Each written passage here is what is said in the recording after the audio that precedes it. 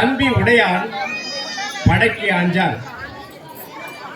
தம்பி எனக்கு பின்னால் ஒரு தம்பி வீர தீரனாக அறிவாளியாக இருந்தால் நான் எதற்கும் பயப்பட வேண்டிய அவசியம் இல்லை.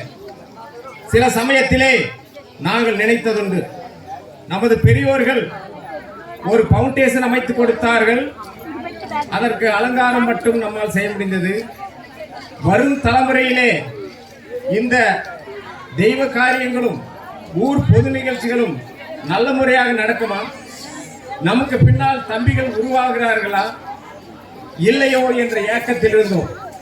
இப்பொழுது அந்த ஏக்கம் மாறி பெரும் மிதத்திலே திகைத்துக் கொண்டிருக்கிறோம். நாங்களே திக்குமுக்காடும் வகையிலே எங்களுடைய தம்பிகள் கைகோர்த்து நின்று இந்த ஊர் சேவைக்காக நான் நான் நான் என்று வந்து கொண்டிருக்கிறார்கள். இது என்னுடைய உளமார்ந்த மனமார்ந்த வாழ்த்துக்களையும் அவர் மேலும் மேலும் உயர வேண்டும் என்றும் நமது ராஜகாளியம்மனை வணங்கி ஊர் சார்பிலும் என் சார்பிலும் நன்றியும் வணக்கத்தையும் வாழ்த்துக்களையும் தெரிவித்துக் கொள்கிறேன்.